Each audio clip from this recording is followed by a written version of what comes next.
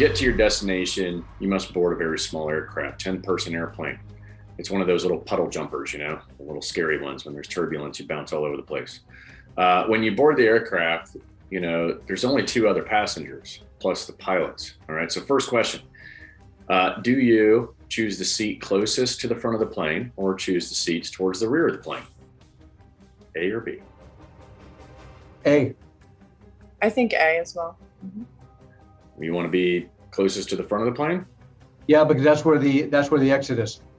That is correct.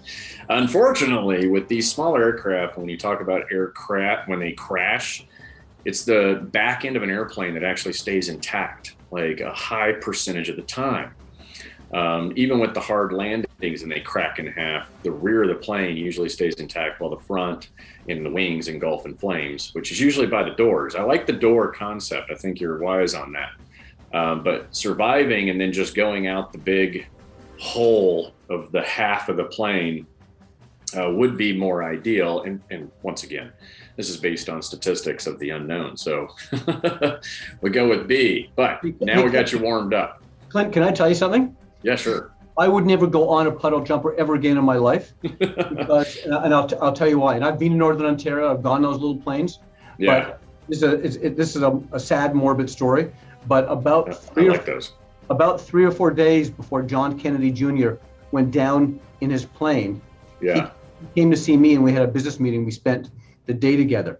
And I remember picking him up at the hangar and he got off his little plane and he had a cast on his foot and he was on crutches and everything. And then he had a co-pilot, this kid who looked, I say a kid because he looked like he was 18 or 19 years old. I just couldn't believe this was John Kennedy flying in that sort of plane, that condition. It just seemed a little bit amateurish to me, and I didn't know how safe it was. But anyway, we had a great meeting and everything. Then we drove back to the hangar, and John said, "I'm flying back to New York, but if you want to come for a spin," I said, "Not a chance." And I had no idea that there was going to be a problem a couple of days later. But there was someone else from New York in our meeting, and John said, "Why don't you fly back with me?" And I said to this lady, Leslie, "Leslie, I flew you here for this meeting. I'm flying you back commercially. You're not going on that plane." And she still thanks me to this day for that. But that's a terrible thing. He was one of the greatest guys ever.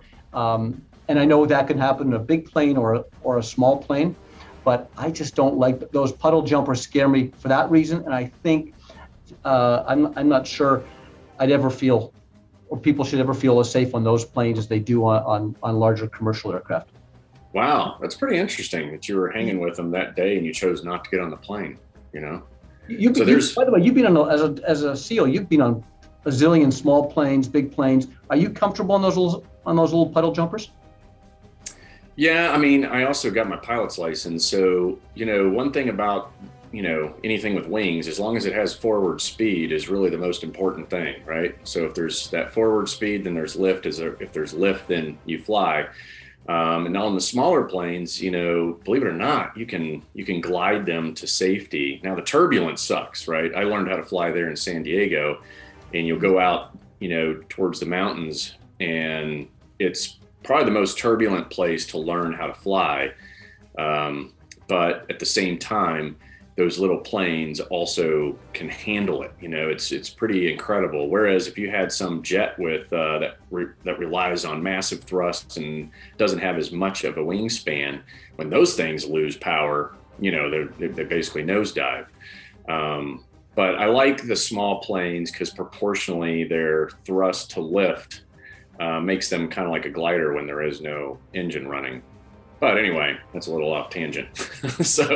But I find it interesting that you were hanging out with them and chose not to get on the plane, and now here you sit today, which is good. Okay, so you guys, let's see here. Back into the scenario. Yep. So you grab your seats to the rear of the plane, and it takes off. You take out your laptops and you get some work done while you're on the flight.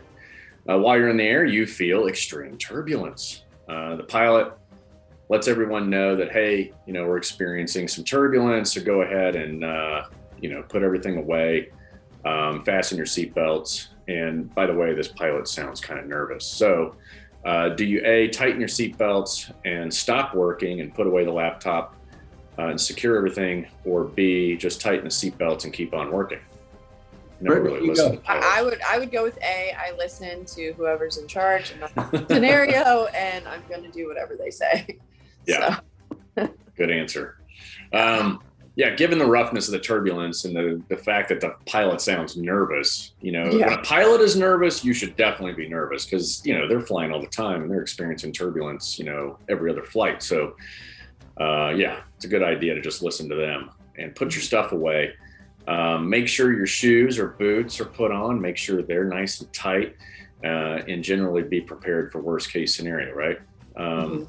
So you put your laptop and stuff away, and lucky for you, you did, because now the next thing you hear is over the announcement is everybody prepare for impact.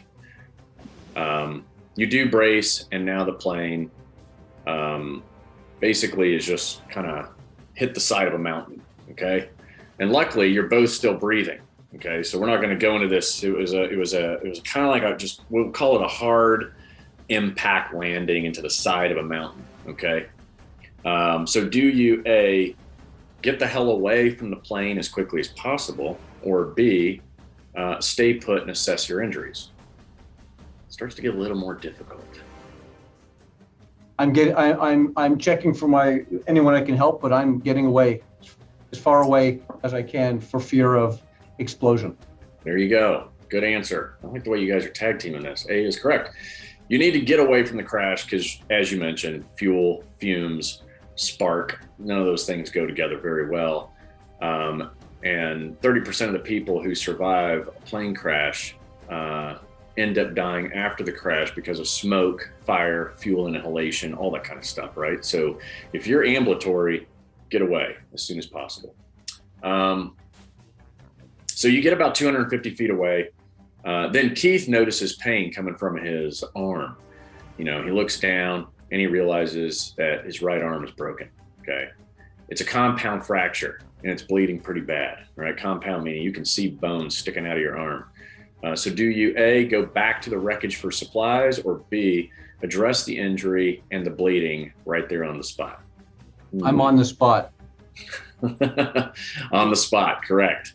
Assess your injury. Get it. You got to do whatever you can right there on the spot. Going back to the plane is just potentially adding another risk that you don't need. So you address the wound, and the next thing you know, you hear someone calling out for help.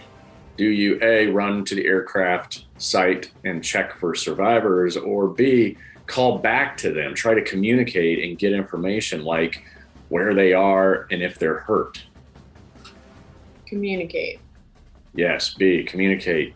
There's no sense running in the direction of danger if you don't really know where to run to begin with. So assessing the situation from a safe distance is always the best move.